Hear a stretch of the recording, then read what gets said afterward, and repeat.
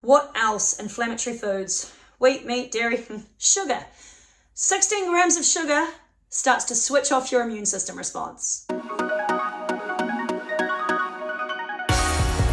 Hi everyone, isn't this cute? So there's fashion even in COVID-19, believe it or not. Since masks were all sold out, I had a friend of mine, a really good costumer, Estelle Peacock, make me this little number, and she also, I wonder where the other one went. I have another one somewhere too. She also made me this little number here, which if you can see, has wee kittens on it. This one was Minnie Mouse. I thought I saw Mickey, but no, all Minnie Mouse. Very cute. Anyway, so now I have a mask, which is super cool. Right, so, hi, Erin here. This is not going to be a quick post, but I am going to do my best to share it around in case you want to catch up. This is a little tiny, eeny, weeny geek out on COVID-19. So what this is trying to explain why it causes so much damage, or rather actually why your body causes so much damage trying to fight it. And then looking at what supplements might be good, what they do in this whole situation, and why you might want to take those to prep your body up and boost your immunity before getting, or in case of getting the virus, hopefully not getting it. And then the other side of it that you want to think about is if you were also taking pharmaceuticals as well, these things might also be useful as a combination.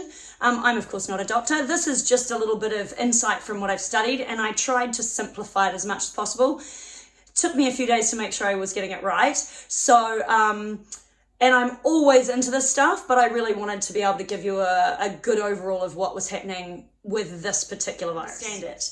Our immune system, in this case, is potentially suffering an overinflammation problem, or is suffering an overinflammation problem. And so what they call that is a cytokine storm. And they've seen that in other cases with other viruses.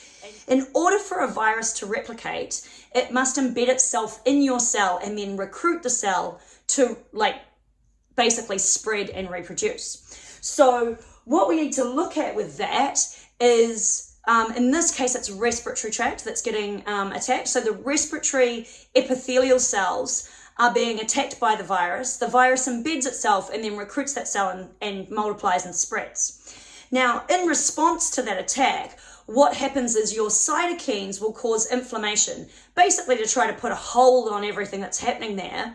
And they send a message to your immune system to start responding. Once your immune system starts to respond, it sends messages to anti-inflammatory cytokines in order to cool the inflammation off, and then the immune system takes over. That's it, rather simply. Okay, so there's a lot of different players in this, but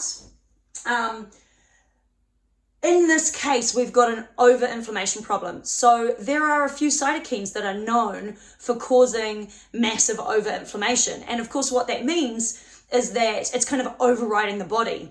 And then what that's causing is cell die-off. As that cell die-off, so you remember we infected your respiratory cells. As those respiratory cells start to die, and they cause more inflammation. And as that inflammation spreads, it causes more death into the lungs. When you get apoptosis of the cells in the lungs, which is cell death, basically what you start to get is more inflammation again, and you get what's called a pneumonia. So that die-off and then further inflammation response causes a pneumonia. So essentially what we're getting is this guy over here, tumor necrosis factor alpha, so ATNFA, basicand this guy is one of these cytokines who basically signals an overinflammation response, or an overinflammatory response. And he promotes something called interleukin-1, and that basically creates this massive problem for us. And so when the anti-inflammatory cytokines go in, there's just not enough of that response to calm down this response, because this response starts to become systemic and take over the whole body. I may have lost you. I may have to edit this a lot. Anyway, so virus comes in, infects cells. Cells are then recruited to reproduce the virus. inflammation comes in to try to slow that down or stop it and give the immune system time. An immune system should then take over and call off the inflammation by sending in different anti-inflammatory cytokines. But what we're having is certain cytokines being triggered, and maybe in some people they have more of those cytokines, and so that puts them at a higher risk. Or maybe also the system, and this is where functional medicine would sort of come in and say, what we have here is potentially a systemic failure on some level. And that's why a lot of you guys who are at home because you have other chronic diseases, this is a huge topic we could get into later, but the reason you're more at risk is because you're more at risk for a systemic failure, pretty much. So you're already inflamed, and then we're going to add extra inflammation and a bigger cytokine war. With the extra inflammation and the immune system basically not doing enough of a job to calm down what's happening, it's actually the inflammation or the response to the virus that comes in and starts creating more problems. So the next thing that happens once you've got this exaggerated inflammation response and you get this respiratory cell die-off, so your system basically promotes your immune system by vasodilating. So that's like trying to pump more oxygen into the bloodstream, basically, which thins the blood. And that becomes a problem later on, of course, if you also have an inflammatory response that's going crazy. So if you add in a vasodilation situation, which should be stimulating immune cells, which should be stimulating an anti-inflammatory response, but that's happening alongside an exaggerated inflammation response, and the lungs are now pneumonic or starting to take on and the lungs are taking on a pneumonia and heading towards ARDS, which is definitely not a good thing. You're starting to head towards systemic collapse. Meanwhile, you've got inflammation and a thinning bloodstream and difficulty breathing, and now your heart's under a lot of stress. Now we have a big problem. And so while all of this is going on, you're just going to get more inflammation. So in this, there are a few players we should understand. So we had these two over here, tumor necrosis factor alpha and its friend interleukin-1, which it promotes and stimulates, which causes this massive cytokine, or they're part of the players that can cause this massive cytokine storm.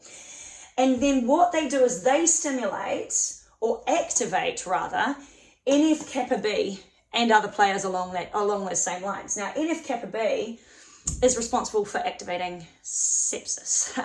So it's possible that those who are more susceptible have more NF-kappa B present and ready to be activated.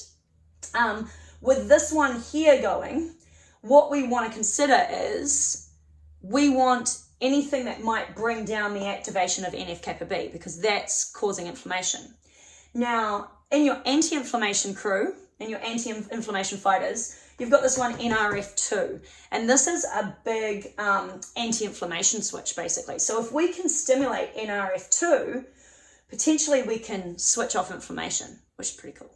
So what we want to look at that we can do at home, keeping in mind I'm not getting rid of anything to do with Western medicine. That's not what this is about. This is about us taking control of what we can and hopefully negating some of the response in our own system so that we're not at as much risk. That doesn't mean it's a cure. These are just some ideas for things you can do, and I'm big on this stuff. And I have a tendency not to catch the flu off clients who even bring it towards me. Not saying that I would run a risk with this one, but yeah, I tend to be pretty healthy throughout the year, and I work face-to-face and one-on-one with clients all the time.